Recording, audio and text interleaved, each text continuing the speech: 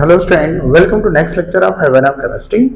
तो हमारा कुछ दिनों से लेक्चर नहीं आ रहा था। इस वजह से नहीं आ रहा था क्योंकि एक बेसिक कॉन्सेप्ट का एक सीक्वेंस हमने कवर कर लिया है और हम चाह रहे थे कि स्टूडेंट उन पर थोड़ा सा फोकस करके उन सारी चीज़ों को प्रॉपर कर लें तो फिर आगे बढ़ा जाए।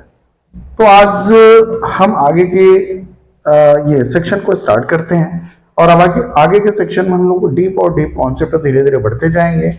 ओके, लेकिन उम्मीद है कि इसके पहले आपने पुराना लेक्चर्स देख लिया होगा जिससे आपके बेसिक कॉन्सेप्ट जहां तक मेरा पूरी तरह क्लियर हो चुका होगा। तो अब आते हैं, आगे बढ़ते हैं अपने नेक्स्ट कॉन्सेप्ट और आज का हमारा नेक्स्ट कॉन्सेप्ट है केमिकल बॉन्ड के बारे में।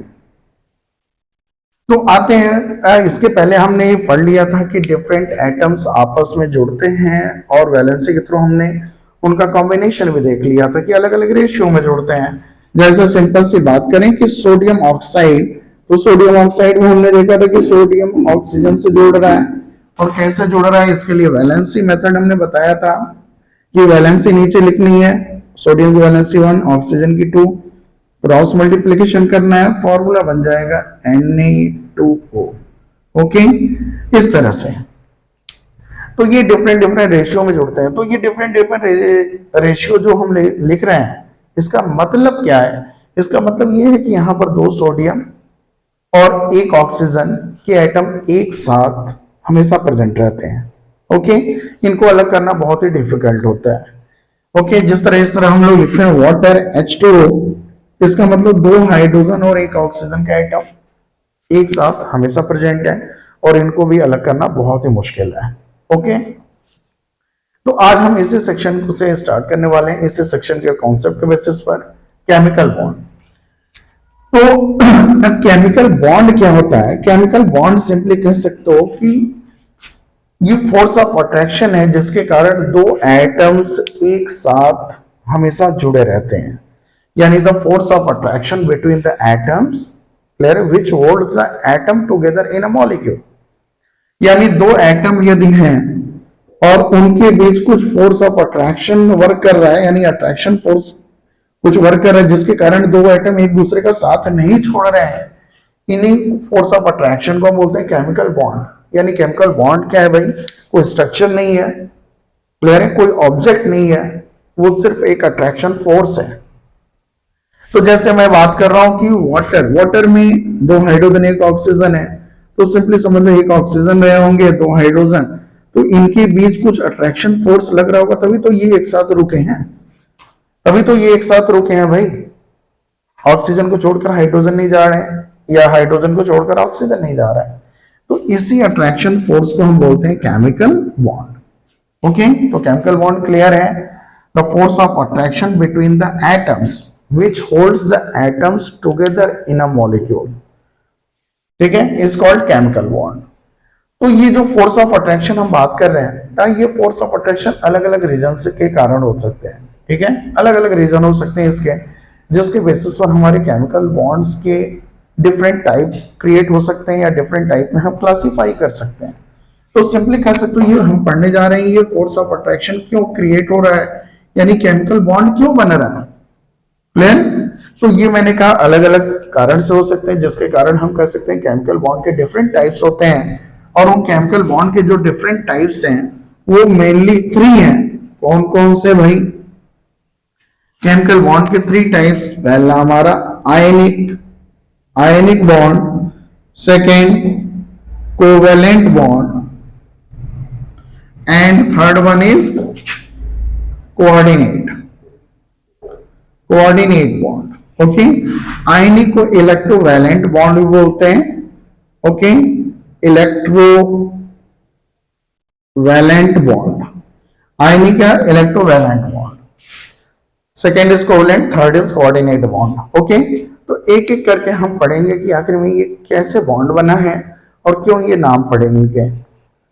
तो फर्स्ट ऑफ ऑल आते हैं आयनिक या कोवेलेंट बॉन्ड की बात करते हैं, तो बाकी चीजें मैं रख कर रहा हूं, आयनिक और कोवेलेंट बॉन्ड पर चलते हैं। सॉरी, आयनिक या इलेक्ट्रोवैलेंट। तो आयनिक बॉन्ड की बात करते हैं, तो आयनिक बॉन्ड का मतलब एक ही चीज दिमाग में रखनी है कि एटम्स के बीच अट्रैक्शन फोर्स वर्क कर रहा है। ओके, तो ये आयनिक बॉन्ड कैसे बनता है इसकी बात करते हैं। तो हमने कहा कि नेचर में बहुत सारे एटम्स जो एक दूसरे जुड़ते हैं बॉन्ड बनाते हैं, ओके, अभी इसके पहले प्रीवियस लेक्चर्स में हमने देखा कुछ एटम्स ऐसे होते हैं, क्लियर, जो, अच्छा पहले एक चीज और बताते हैं फिर आगे बढ़ते हैं।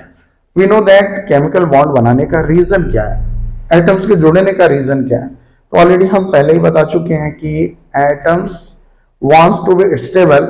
एटम्स क्या है भाई, स्टेबल होना चाहते हैं, जिसके कारण हमारा क्या है, ये एक दूसरे से जुड़ते हैं, केमिकल बॉन्ड बनाते हैं। स्टेबिलिटी क्राइटेरिया आपने पढ़ रखा है कि फॉस सेल में एटम के 2 इलेक्ट्रॉन हो तो स्टेबल होता है, यानी फॉस किसी एटम के पास सिर्फ फॉस सेल हो तो वो 2 इलेक्ट्रॉन कर ले तो अपने आप को स्टेबल फील करता है, या second, third, fourth etcetera shell number हो तो क्या हो भाई, उसके लिए ऑक्टेट यानी 8 इलेक्ट्रॉन चाहिए। जैसे याद आ रहा होगा, हाइड्रोजन की मैं बात कर रहा हूं, हाइड्रोजन में न्यूक्लियस है और फॉस सेल में 1 इलेक्ट्रॉन है, तो ये 2 इलेक्ट्रॉन कर ले तो अपने आप को स्टेबल फील करेगा। लेकिन कोई और शेल यदि बात करते हैं जस्ट लाइक क्लोरीन, तो क्लोरीन में 17 एटॉमिक नंबर है, तो 8 to 7, यानी फर्स्ट शेल में 2 इलेक्ट्रॉन, सेकंड में 8, थर्ड, ये थर्ड शेल, याद आ रहा है ना शेल, ठीक है। यानी क्लोरीन में बात करें तो न्यूक्लियस ये first shell, second shell, third shell, third shell, first में तो 2 इलेक्ट्रॉन्स हैं, सेकंड में 8 हैं, ओके, और थर्ड में 7 है। तो फर्स्ट सेल के अलावा कोई भी अदर सेल हो तो एटम में आउटर मोस्ट में 8 इलेक्ट्रॉन में है तो स्टेबल होगा, जिसको हम ऑक्टेट कहते हैं। यानी सिर्फ एटम का फर्स्ट सेल है तो 2 इलेक्ट्रॉन से वो अपनी स्टेबिलिटी को पा लेता है, और कोई शेल नंबर हो तो 8 इलेक्ट्रॉन उसको पूरा करना पड़ता है तब वो स्टेबिलिटी को पाता है। तो इसी स्टेबिलिटी को पाने के लिए एटम्स जुड़ते हैं। तो याद आपको होगा कुछ एटम्स अपनी स्टेबिलिटी को पाने के लिए या तो इलेक्ट्रॉन लूज करते हैं, कुछ एटम्स गेन करते हैं। जैसे मैंने बात किया सोडियम की, सोडियम 281, तो आउटर मोस्ट में 1 है और ये थर्ड शेल है, तो ये चाहेगा कि भाई, मतलब फर्स्ट शेल तो है नहीं, उसके ऊपर के शेल है, तो ये चाहेगा कि ऑक्टेट मेरा पूरा हो, 8 इलेक्ट्रॉन। अब 8 इलेक्ट्रॉन पूरा करने के लिए या तो 1 लूज कर दे या तो 7 गेन करें। मैंने बोला था कि कम इलेक्ट्रॉन वाला, जो भी कम इलेक्ट्रॉन के रिस्पेक्ट में एटम को वर्क करना पड़े वही एटम सेलेक्ट करता है, क्योंकि इसमें लेस एनर्जी लगती है और नेचर का रूल है कि लेस एनर्जी में सभी लोग अपना काम करना चाहते हैं कि कम एनर्जी लगाकर कोई भी काम कर लें।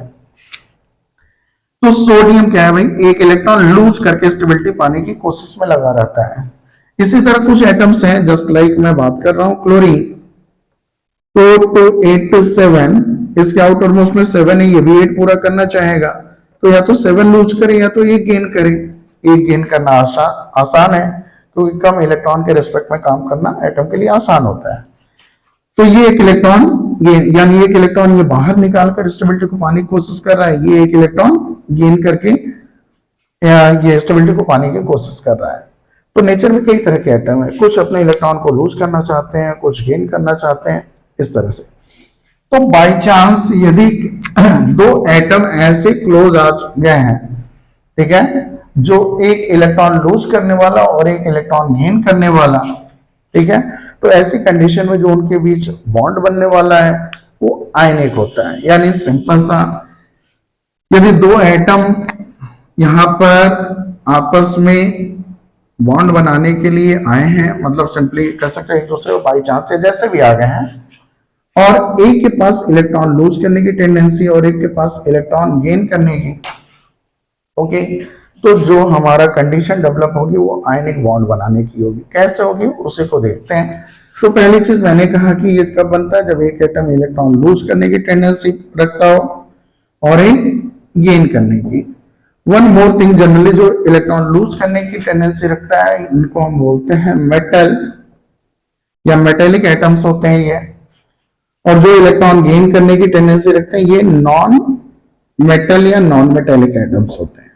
ओके, तो दूसरे वे में आप ये भी कह सकते हो कि जनरली जब मेटल और नॉन मेटल एक दूसरे के कांटेक्ट में आते हैं तो आयनिक बॉन्ड बनाते हैं। ओके, तो आयनिक बॉन्ड पहले बनता क्यों है, हम बात करें बॉन्ड बनता क्यों है, क्योंकि मैंने कहा स्टेबिलिटी पाने के लिए, स्टेबिलिटी में इलेक्ट्रॉन या तो लूज करने की बात आ रही है या तो gain.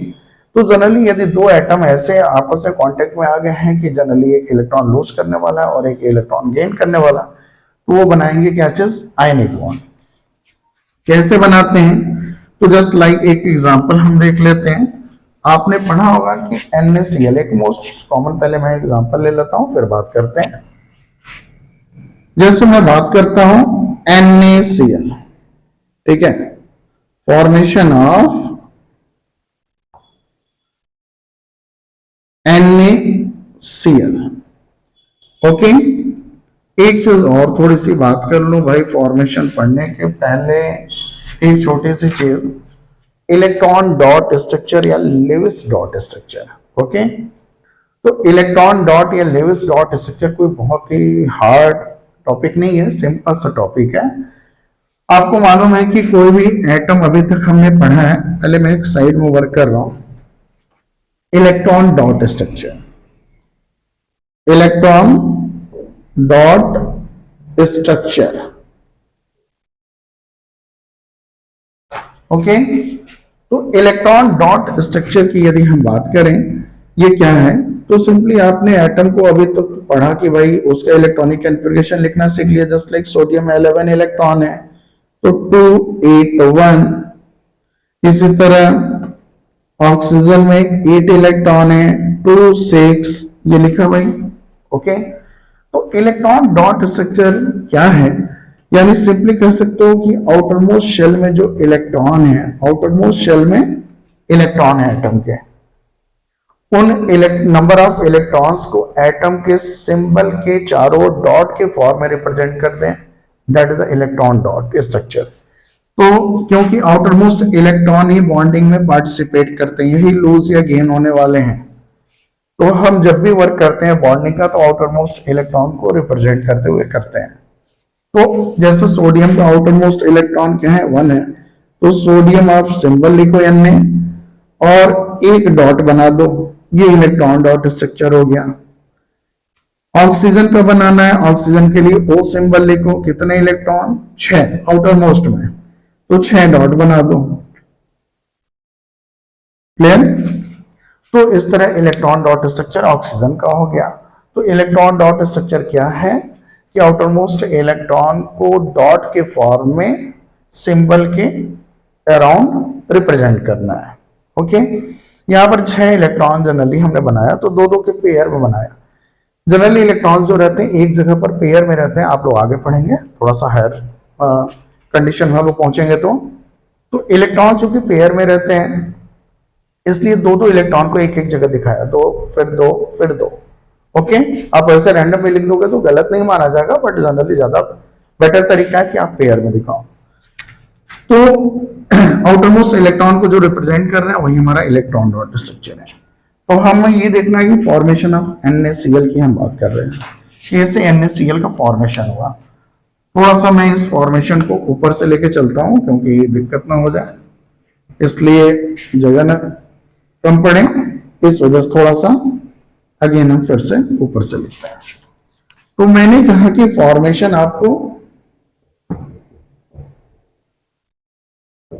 Formation of NaCl, clear?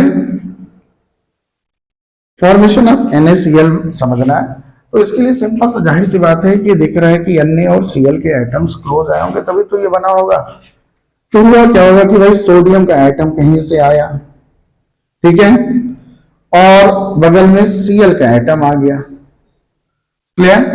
अब जाहिर सी बात है दिख रही है आपको कि दोनों के पास स्टेबिलिटी कंप्लीट नहीं है, यानी सोडियम की बात करें तो 8 1, यानी एक इलेक्ट्रॉन आउटर मोस्ट में है जो स्टेबिलिटी क्राइटेरिया को फॉलो नहीं कर रहा है। इसी तरह chlorine 17 electron two 8 to 7 electrons इसके चारों ओर हैं जो अगेन स्टेबिलिटी क्राइटेरिया को फॉलो नहीं कर रहा है। अंदर है इलेक्ट्रॉन्स, हमें आउटर मोस्ट को दिखाना है अपने वर्क के लिए। मैंने अभी इलेक्ट्रॉन डॉट स्ट्रक्चर इसीलिए पूछा है। तो जाहिर सी बात है कि आप देख रहे हो कि यदि ये दोनों आए हैं तो ये अपनी स्टेबिलिटी के सर्च में है, तो सोडियम को भाई ऐसा कोई चाहिए था कि कोई उसका इलेक्ट्रॉन ले ले एक, जिससे वो ऑक्टेट पूरा कर ले, और क्लोरीन को भी ऐसा कोई चाहिए था कि इलेक्ट्रॉन कोई उसको दे दे, ठीक है, तो उसका स्टेबिलिटी पूरी हो जाएगी। अब ये दिमाग में आ रहा होगा थोड़ा सा कि सोडियम को भाई एक इलेक्ट्रॉन देना ही था तो वो क्यों नहीं वैसे ही अपना छोड़ देता तो अपनी स्टेबिलिटी पा जाता। लेकिन होता क्या है कि जब एटम क्लोज आते हैं ना, तभी इलेक्ट्रॉन के निकलने की कंडीशन बनती है, क्योंकि वहां कुछ एनर्जी रिलीज बढ़ जाती है और बिना एनर्जी के इलेक्ट्रॉन का निकलना मुश्किल है भाई। तो ये आप सोच लो कि सोडियम अकेले है, सोडियम अकेले ही इलेक्ट्रॉन को बाहर कर देगा, तो ये पॉसिबल नहीं है। तो जनरली सोडियम और क्लोरीन जब पास आते हैं तभी सोडियम में से इलेक्ट्रॉन निकलने की कंडीशन बनती है। तो कुल मिलाकर यहाँ सोडियम को स्टेबिलिटी पाना है, क्लोरीन को भी। सोडियम स्टेबिलिटी के लिए एक इलेक्ट्रॉन लूज करना चाहता है, क्लोरीन एक गेन। और जाहिर सी बात है ये सेटअप इनमें बिल्कुल प्रॉपर दिख रहा है। तो जैसे ये क्लोज आएंगे, सोडियम अपना एक इलेक्ट्रॉन, ये वन मोर थिंग, एक चीज हम बात कर लें कि हम इलेक्ट्रॉन को डॉट के फॉर्म में दिखा सकते हैं। जरूरत पड़ने पर एक दो एटम आपने लिया है तो एक को डॉट आप दिखा रहे हो तो दूसरे को आप क्रॉस भी ले सकते हो, समझने के लिए कि भाई ये क्रॉस वाला इसका इलेक्ट्रॉन है और डॉट वाला इसका। मतलब ये डॉट ही एक तरह से सिंबलाइज हम दिमाग में रखेंगे कि सोडियम के पास एक आउटर मोस्ट है, यही डॉट है। तो जनरली ये दोनों एटम जब क्लोज आते हैं, ठीक है, तो कुछ एनर्जी बढ़ जाती है और उस एनर्जी के कारण ये इलेक्ट्रॉन निकल जाता है वहां। और जैसे ही इलेक्ट्रॉन निकलता है तुरंत क्लोरीन इसको खींच लेता है भाई। तो कह सकते हो कि जैसे ही ये NaCl आपस क्लोज है, ठीक है, इनके बीच बॉन्ड बनना है, तो क्या हो रहा है कंडीशन कि इलेक्ट्रॉन निकला और क्लोरीन के पास चला गया। अब जैसे ही ये कंडीशन आई, Na बन गया पॉजिटिव। मालूम है कि जब भी कोई इलेक्ट्रॉन निकलता है किसी एटम से तो उसमें पॉजिटिव चार्ज आ जाता है। और क्लोरीन और इसके एक इलेक्ट्रॉन थे आउटर मोस्ट में, वो खत्म हो गए, इसलिए बाहर मैंने कुछ नहीं दिखाया। और क्लोरीन के पास तो 7 थे आउटर मोस्ट में, और एक सोडियम का इलेक्ट्रॉन जो निकला क्लोरीन ने खींच लिया क्रॉस वाला, ठीक है, जिससे क्लोरीन का 8 पूरा हो गया कि नहीं। एक तरह से यहां पर हो गया 2 8, एक इलेक्ट्रॉन इसका चला गया और यहां पर 2 8 8 हो गया भाई। और आपने पढ़ा है इसके पहले प्रीवियस लेक्चर्स में, जब भी कोई एटम इलेक्ट्रॉन गेन करता है तो उस पर नेगेटिव चार्ज आ जाता है। तो इसको पूरे को ब्रैकेट में, चूंकि ज्यादा इलेक्ट्रॉन्स है सबको एक साथ दिखाना है, तो इसको ब्रैकेट में करके एक माइनस चार्ज लगा देते हैं। क्लियर? तो Na प्लस और Cl माइनस तैयार हो गया जैसे ये दोनों पास आए। अब आपको मालूम है कि भाई पॉजिटिव चार्ज और नेगेटिव चार्ज एक दूसरे को अट्रैक्ट करते हैं, opposite charges attract each other. तो यहां पर जैसे ये दोनों पास आए, इनके ऊपर अपोजिट चार्जेस डेवलप हो गए और इस अपोजिट चार्जेस के कारण इनके बीच अट्रैक्शन चालू हो जाता है और ये एक दूसरे का साथ छोड़कर नहीं जाते। कह सकते हो Na प्लस Cl माइनस ये हो चुके हैं, जिसके कारण ये एक साथ रहना शुरू कर देते हैं और हम कहते हैं केमिकल बॉन्ड बन गया। यानी केमिकल बॉन्ड में कुछ आया नहीं कि ग्लू लग गया और हम कहते हैं केमिकल बॉन्ड बन गया, लेकिन कुछ ऐसा हुआ कि इनके बीच अट्रैक्शन चालू हो गया और इसी को हम बोलते हैं केमिकल बॉन्ड बन गया। ओके, ठीक है भाई। तो जस्ट लाइक ये NaCl का फॉर्मेशन हो गया और इनके बीच एक अट्रैक्शन वर्क कर रहा है और इस अट्रैक्शन को हम बोलते हैं electrostatic force of attraction. Electrostatic force of attraction या सिंपली आप कूलॉम्बिक फोर्स भी कह सकते हो।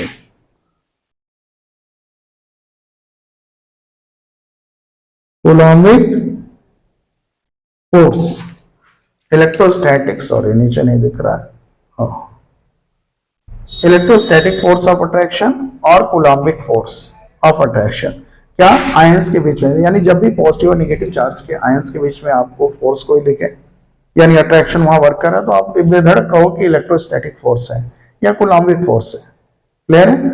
और इसी के कारण ये NaCl साथ में रहते हैं और हम कहते हैं कि बॉन्ड बन चुका है। ओके, अब कोई जरूरी नहीं है, देखो ये 1 मिनट यहां पर सिंपली कर सकते हो। यहां पर आपने देखा कि पहले ये कंडीशन बनी तो आयंस बने। क्लियर है? ये आयंस हो गए, पॉजिटिव आयंस और नेगेटिव आयंस, इनके बीच अट्रैक्शन हुआ और फिर ये कंपाउंड बन गया। तो ऐसे कंपाउंड जो आयंस के बनने के बाद तैयार हो रहे हैं, such compounds are called ionic compound. यानी सिंपली आप कह सकते हो आयनिक बॉन्ड के थ्रू आयनिक कंपाउंड का फॉर्मेशन होता है। आयनिक बॉन्ड के थ्रू आयनिक कंपाउंड का फॉर्मेशन होता है और आयनिक कंपाउंड में जो आयंस के बीच अट्रैक्शन है वो क्या है? Electrostatic force of attraction. ठीक है, तो इसी तरह सारे आइटम्स के बीच हमारी बॉन्डिंग होती है और प्रॉपरली हम दिखा सकते हैं। जैसे सिंपल सा एग्जांपल एक और जल्दी से मैं लेके खत्म करता हूं इसको, ठीक है। फॉर्मेशन ऑफ MgC या कोई और ले लेता हूं भाई, चलो Na2O ले लेता हूं जल्दी से। फॉर्मेशन ऑफ Na2O क्लियर है? आप पॉज करके नोट कर लेना जो पीछे मैंने बताया। तो फॉर्मेशन ऑफ Na2O की मैं बात करता हूं तो जाहिर सी बात है, यहां पर दिख रहा है कि सोडियम ऑक्साइड यानी 2 सोडियम के एटम और 1 ऑक्सीजन जुड़ने आए हैं। तो 2 सोडियम, यहां प्लस का साइन लेकर आप दिखा सकते हो 2 सोडियम के एटम जुड़ रहे हैं और 1 ऑक्सीजन। तो कंडीशन को ऐसे ही समझते हैं, देखो 281 है, 281 है, यहां पर 26 है, यानी एक इलेक्ट्रॉन और यहां 6 साफ दिख रही है। देखो एटम जोड़ेंगे तो आपको कंडीशन साफ दिख जाएगी।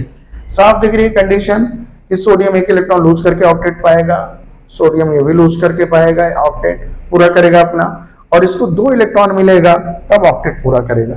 तो कंडीशन आपको साफ दिखेगा कि अपने आप की कॉम्बिनेशन फुलफिल होगी, यानी जो भी ग्रुप आपको दिया जा रहा है बनाने के लिए उसमें जितने इलेक्ट्रॉन्स लूज करने वाले होंगे, यानी जितने नंबर ऑफ इलेक्ट्रॉन्स लूज होंगे उतने नंबर ऑफ इलेक्ट्रॉन्स गेन करने वाला कोई ना कोई बैठा होगा, तभी वो कंपाउंड बना है। तो यहाँ 2 इलेक्ट्रॉन लूज करेंगे, ये अपना लूज करेगा, ये अपना लूज करेगा, और ये दोनों इलेक्ट्रॉन कौन गेन कर लेगा? ऑक्सीजन। तो यहाँ पर 1 इलेक्ट्रॉन इसने लूज किया, अपना दिया, ऑक्सीजन को इसने दिया, और बना क्या? Na प्लस, ये भी Na+ हो जाएगा, और ऑक्सीजन ने 2 इलेक्ट्रॉन गेन किया, क्रॉस वाले 2 इलेक्ट्रॉन, 1 इलेक्ट्रॉन आने पर 1 माइनस, तो 2 इलेक्ट्रॉन आया तो 2 माइनस। ओके, ये ध्यान देना, इस तरह सिंबल प्रॉपर दिखाना है आपको कि 1 इलेक्ट्रॉन पहुंचने पर 1 माइनस, तो 2 इलेक्ट्रॉन पहुंचने पर 2 माइनस। ओके, अब ये Na+ जो हुआ था, तो इसको चाहे तो आप अलग अलग भी लिख सकते हो, अदरवाइज एक साथ कंबाइन भी लिख सकते हो। कैसे? क्योंकि जैसे X, देखो कुछ स्टूडेंट गलती क्या करते हैं, Na+ और Na+ 2 आ रहा है तो कुछ स्टूडेंट इसको Na2+ लिख देते हैं, जो बिल्कुल गलत है, बिल्कुल गलत है भाई। जैसे X और X को आप जोड़ते हो तो x2 पावर 2 नहीं लिखते हो, 2x लिखते हो ना। तो वैसे सपोज दैट ये x है और ये x है, 2 है, तो आपको यदि एक साथ लिखना है तो यहां पर क्या लिखो? 2 यहां पर कर दो, 2Na+, यानी 2Na+ और ऑक्सीजन पर 2 माइनस, ये बन गए। फिर वही चीज इलेक्ट्रोस्टैटिक फोर्स इनके बीच काम करेगा और ये क्या हो जाएंगे? एक साथ रहना शुरू कर देंगे, और आप लिख सकते हो कि इस तरह ये Na2O बन गए साथ में। ओके, तो ये चीज दिखाना है, ये आपको इलेक्ट्रॉन डॉट या लेविस सिंबल पूछा जाता है, और ये पूछा जाता है तो आपको इस तरह से ये फॉर्मेशन जनरली ड्रॉ करना है। ओके, तो आज के लिए इतना ही, बाकी नेक्स्ट लेक्चर में मिलते हैं, तब तक के लिए बाय बाय, ध्यान रखिएगा और पढ़ाई करते रहिए प्रॉपर तरीके से।